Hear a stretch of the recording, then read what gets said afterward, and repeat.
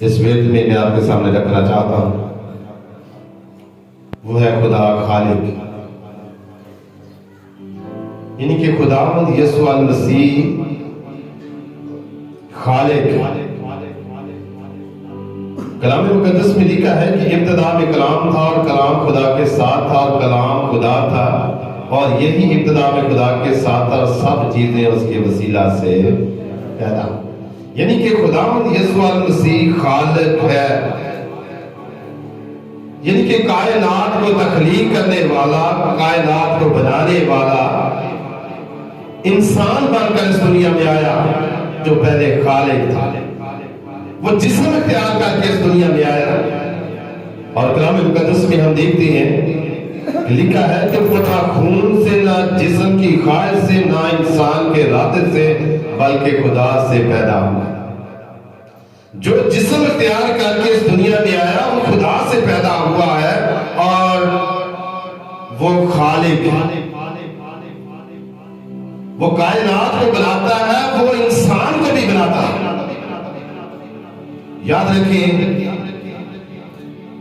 کہ خداوند یسوع المسیح ماہر کاریگر ہے، وہ ایک معمار کی حیثیت بھی رکھتا ہے، یعنی کہ وہ خالق ہے، وہ ہر چیز کو تخلیق کرتا ہے۔ کلام مقدس میں ہم دیکھتے ہیں کہ لکھا ہے کہ ابتدا میں کلام تھا، کلام خدا کے ساتھ تھا، اور وہی کلام خدا تھا۔ خداوند یسوع المسیح اپنی زمینی خدمت کے دوران یہ الفاظ استعمال کرتے ہیں، الفا اور میگا میں ہوں، اول اور آخر میں ہوں، ابتدا اور انتہا میں ہوں۔ یعنی کہ خداوند یسوع المسیح نے ظاہر کر دیا ہے کہ میں خالق ہوں، میں پہلے بھی تھا اور اب بھی ہوں، میں اول اور آخر ہوں، میں خالق ہوں۔ وہ ہماری زندگیوں کا خالق ہے۔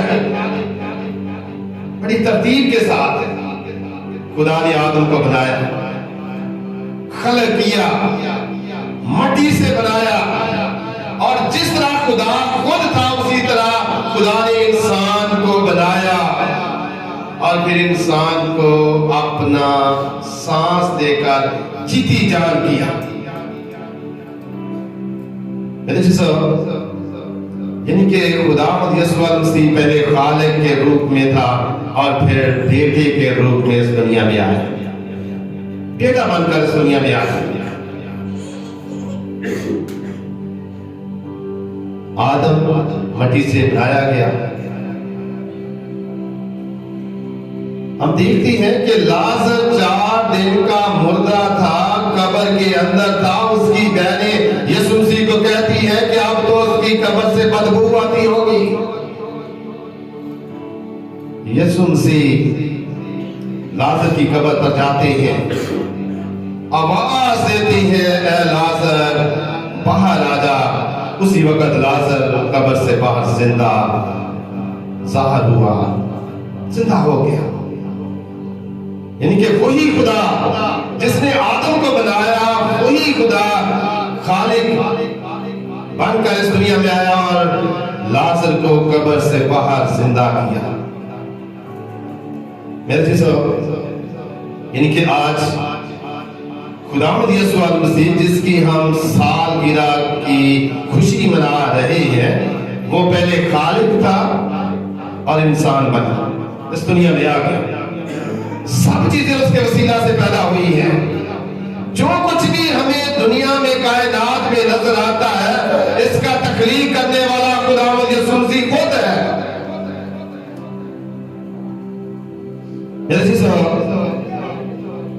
لیکن کلام مقدس میں لکھا ہے کہ اس میں زندگی تھی، اور وہ زندگی آدمیوں کا نور تھی۔ یعنی کہ جو خالق تھا وہ نور بن کر اس دنیا میں آ گیا، تاکہ آدمیوں کے لیے روشنی بن جائے، نور بن جائے، تاکہ لوگ جو طریقی میں چلے گئے تھے، جو گناہ میں چلے گئے تھے، خدا سے دور ہو چکے تھے، خداوند یسوع المسیح ان سے محبت کرتا ہے، کیونکہ سب سے زیادہ خدا نے انسان کے ساتھ محبت کی ہے۔ کلام مقدس میں ہم دیکھتے ہیں کیونکہ خدا نے دنیا سے ایسی محبت رکھی کہ اس نے اپنا اکلوتا بیٹا بخش دیا تاکہ جو کوئی اس پر ایمان لائے ہلاک نہ ہو بلکہ زندگی، انسانوں کو زندگی دینے کے لیے، محبت کی زندگی دینے کے لیے، اس لیے محبت نہیں کی کہ ہلاک کیا جائے۔ میرے چیزوں، لوگ زندگی کو چھوڑ کر ہلاکت کو زیادہ پسند کرتے ہیں، یعنی کہ راست بازی کو چھوڑ کر گناہ کی زندگی کو زیادہ پسند کرتے ہیں، ان کی خدا کی پرواہ نہیں کرتے، نور کی پرواہ نہیں کرتے۔ جو نور بن کر اس دنیا میں آیا ہے وہ نور جو طریقے سے نور کو جدا کرتا ہے، وہ نور جب بنی اسرائیل قوم مصر کی غلامی سے نکلتی ہے تو نور اندھیرے میں ان کے آگے آگے چلتا ہے، وہ نور جو حورب میں موسیٰ پر ظاہر ہوا، جاڑی میں ظاہر ہوا، وہ نور بن کر اس دنیا میں آیا۔ پہلے وہ خالق تھا، پھر وہ نور بن کر اس دنیا میں آیا، اور کلام مقدس میں لکھا ہے کہ نور طریقی میں چمکتا ہے اور طریقی نے اسے قبول ہے۔ خالق نور بنا، طریقی نے نور کو قبول نہیں کیا۔ میرے چیزوں، نور تو طریقی میں چمکتا ہے، روشنی ہو جاتی ہے، لیکن میں یہ بتانا چاہتا ہوں کہ آج بھی وہ زندگیاں طریق ہے جو یسوع سے دور ہے۔ ان کی زندگیاں آج بھی طریقی میں ہے کیونکہ وہ یسوع کو قبول ہی نہیں کرتی، وہ طریق زندگیاں یسوع کو قبول نہیں کر رہی۔ میرے جیسا جو یسوع کو قبول نہیں کرتے وہ کسے قبول کرتے ہیں؟ طریقی کو، یعنی گناہ کو، ابلیس کو، ابلیس کے کاموں کو، وہ ان کو پسند کرتے ہیں، یسوع کو قبول نہیں کرتے۔ وہ طریق ہے، یسوع تو طریقی کو ختم کرنے کے لیے اس دنیا میں آیا تھا، لیکن طریقی قبول ہی نہیں کرتی، طریقی اس کی قدر نہیں کرتی، طریقی جو ہے وہ اس سے لہد کی جاتی ہے، وہ روشن نہیں ہونا چاہتا۔ یسوع تو خوشیاں بانٹنے کے لیے، زندگی دینے کے لیے، بچانے کے لیے، ابلیس کے قبضے سے آزاد کرانے کے لیے اس دنیا میں آیا، نور بن کر اس دنیا میں آیا، تاکہ جو طریقی میں لوگ ہیں وہ نور دیکھیں اور نور میں چلیں۔ خداوند یسوع مسیح خود فرماتی ہے کہ میں دنیا کا نور، دنیا کا نور، کسی ایک خاندان کا نور نہیں بن کر آیا، کسی ایک کلیسیا کی یا ایک گاؤں کا نور بن کر نہیں آیا، کسی ایک ملک کا نور نہیں، بلکہ وہ ساری دنیا کا نور بن کر اس دنیا میں آیا ہے، اور نور طریقی میں چمکا ہے لیکن طریقی نے اسے قبول نہیں کیا۔ میرے چیزوں، اگر ہماری زندگی ابھی تک طریقی میں ہے تو آج یسوع نور کو اپنی زندگی میں لیں، یسوع نور کو قبول کر لیں تاکہ ہماری زندگیاں نور ہو جائے اور ہم یسوع مسیح کے الفاظوں کو اپنے اوپر مائل کریں، جس طرح خداوند یسوع مسیح کہتے ہیں کہ تم دنیا کا۔ میرے چیزوں، نور کو قبول کرنے سے ہم نور بن سکتے ہیں، ہم نوری بن سکتے ہیں۔ آدم اور حوا کو باغ عدن میں رکھا گیا، ان کو ایک لباس دیا گیا جو نورانی لباس تھا۔ جب ان کے اندر بے وفائی آئی، حکم عدولی آئی، ابلیس نے انہیں برگلایا، تو اسی وقت وہ ننگے ہو جاتے ہیں، نورانی بدن ختم ہو جاتا ہے، جسمانی بن جاتے ہیں۔ میرے سے تو اگر ہم خداوند یسوع المسیح نور کو قبول کر لیتے ہیں تو ہم نورانی مخلوق کا بھی انصاف کریں گے۔ نورانی مخلوق بھی ہے، جسمانی जिस्मानी हम हैं लेकिन नूरानी मखलूक भी है, वो है फरिश्ते। और कलाम मुकद्दस में लिखा है कि तुम फरिश्तों का इंसाफ करोगे। किस तरह हम फरिश्तों का इंसाफ करेंगे? उस वक्त हम फरिश्तों का इंसाफ कर सकते हैं जब हम यीशु नूर को अपनी जिंदगी में लेंगे और नूरानी बनेंगे, रूहानी बनेंगे, नूर हमारी जिंदगियों से ज़ाहिर होगा, तो फिर हम नूरानियों की अदालत कर सकते हैं, दुनिया नूरानियों का इंसाफ कर सकते हैं।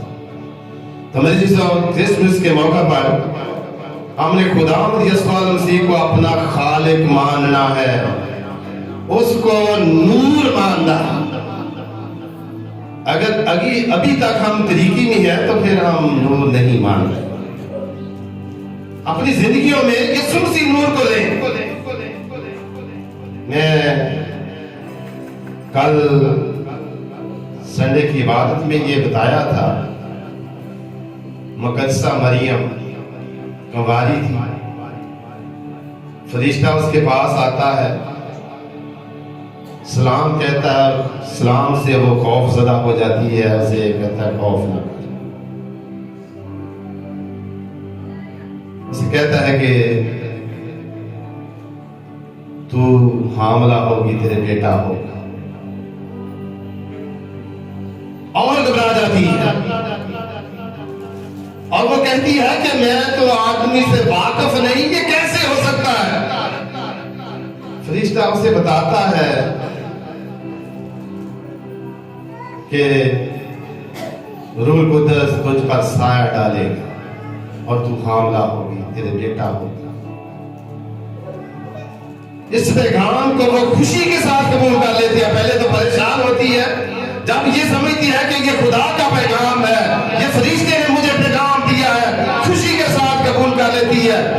मेरे जिस कलाम मुकद्दस में हम देखते हैं कि ये पेश गोई यसाया ने की थी, देखो एक कुंवारी हामला होगी और बेटा पैदा होगा, वो उसका नाम अमानुएल रखेगी। मरियम इस बात से वाकिफ थी,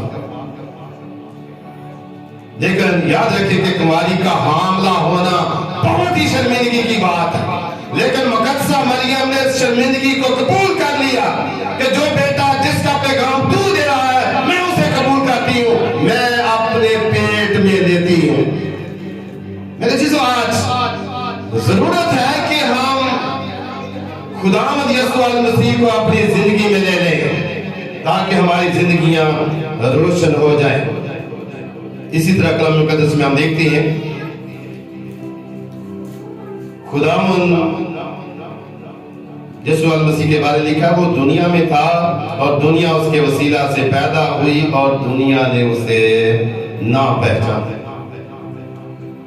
खाले को नहीं पहचाना, मालिक को नहीं पहचाना, जिसने तखलीक किया है उसको दुनिया ने नहीं पहचाना।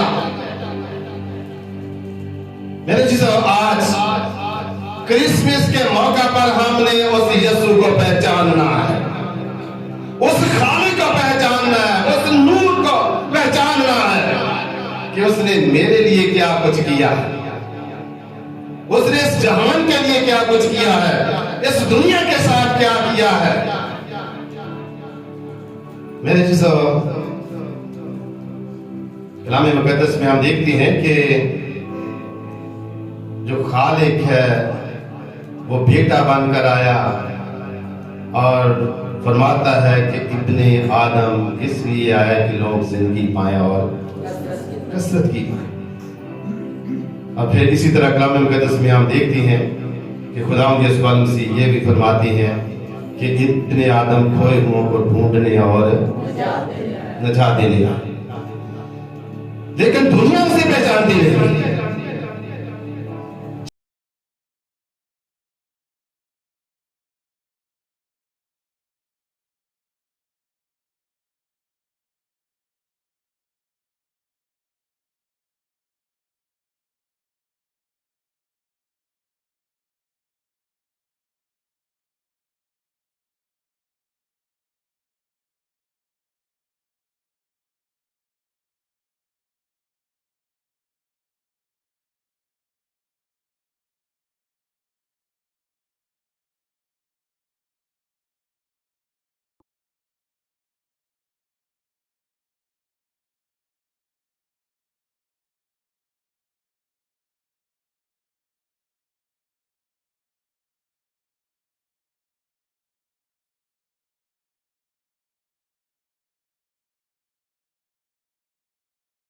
آج ہمیں بھی یقین دلاتا ہے کہ میں تمہارا خالق ہوں، میں تمہاری زندگی کو بڑھا سکتا ہوں اور میں تمہاری زندگی کو گھٹا سکتا ہوں۔ اور زبور کی کتاب میں لکھا ہے کہ بیٹے کو چومو ایسا نہ ہو کہ وہ قسم میں آئے اور تم راستے میں ہلاک ہو جاؤ۔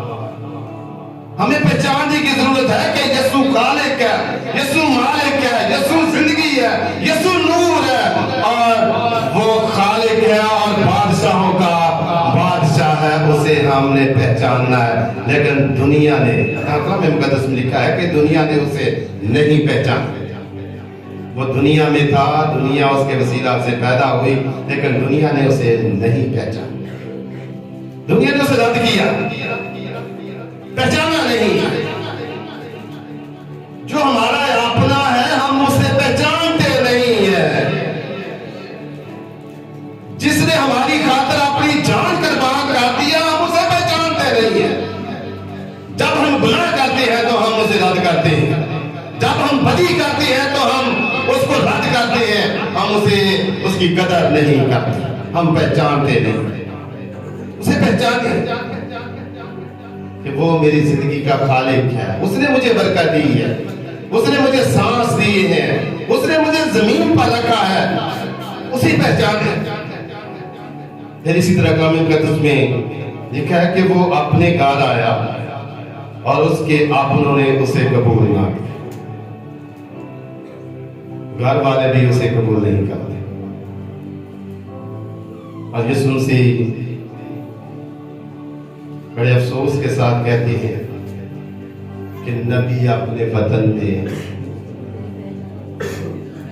عزت نہیں پاتے، یعنی کہ لوگوں نے، اس کے اپنوں نے اسے قبول نہیں کیا۔ یاد رکھیں کہ بنی اسرائیل قوم کے ساتھ خدا کے بے شمار وعدے ہیں۔ خدا نے ابراہیم کے ساتھ وعدے کیے، خدا نے اسحاق کے ساتھ، یعقوب کے ساتھ وعدے کیے، اور یہاں تک خدا نے یہ کہا کہ میں آسمان کے تاروں اور ریت کے ذروں سے بھی تجھے بڑھاؤں گا۔ اس کے اپنوں نے اسے قبول نہیں کیا، یعنی کہ اسرائیلی نسل سے خداوند یسوع مسیح پیدا ہوا ہے، آج تک اسرائیلی قوم اسے قبول نہیں کرتی۔ اسرائیلی لوگ جو ہیں آج بھی اپنی بیٹیاں کنواری رکھتی ہیں، وہ آنے والے مسیح کے منتظر ہیں، اور وہ یہ سمجھتے ہیں کہ آنے والا مسیح میری بیٹی سے پیدا ہوگا۔ ابھی تک انہوں نے یسوع مسیح کو قبول نہیں کیا، یعنی کہ کلام مقدس میں لکھا ہے اپنے گھر آیا اور آپ نے اسے قبول نہ کیا۔ یسوع مسیح ہمارا اپنا ہے، جس نے ہمیں زندگی دی، جس نے ہمیں روشنی بخشی ہے، جس نے ہمیں زندگی دی ہے، وہ ہمارا اپنا ہے، وہ ہمارا دشمن نہیں ہے۔ دشمن ہم خود اپنی جان کے بن جاتے ہیں جب اس کی نافرمانی کرتے ہیں، جب اس کے حکموں پر عمل نہیں کرتے، جب ہم اس کے کلام کی پرواہ نہیں کرتے، ہم اپنی جان کے خود دشمن بن جاتے ہیں۔ لیکن کلام مقدس میں لکھا ہے کہ خدا کسی گناہ گار کی ہلاکت سے خوش نہیں، گناہ گار کی ہلاکت بھی نہیں چاہتا۔ اور اس بات کو بھی یاد رکھیں کہ گناہ گاروں کی خاطر خداوند یسوع مسیح انسان بن کر اس دنیا میں آیا تاکہ گناہ گار نجات پائے، تاکہ گناہ گار زندگی پائے، تاکہ گناہ گار ہمیشہ کی زندگی کے وارث مان جائے۔ ہمیں چیزوں یسوع مسیح ہمارا اپنا ہے، ہم نے اسے قبول کرنا ہے، رد نہیں کرنا۔ آگے چل کر ہم دیکھتے ہیں لیکن جتنوں نے اسے قبول کیا اس نے انہیں خدا کے فرزند بننے کا حق بخشا، انہیں جو اس کے نام پر ایمان لائے۔ قبولیت کا ہے الفاظ ہے اور عہدے کے الفاظ ہیں۔ یسوع مسیح کو قبول کرنے سے ہم خدا کے فرزند بنتے ہیں۔ کتنا بڑا عہدہ ہے، कितना बड़ा रुतबा है कि हम यीशु मसीह को कबूल करने से खुदा के फरजंद बन जाते हैं।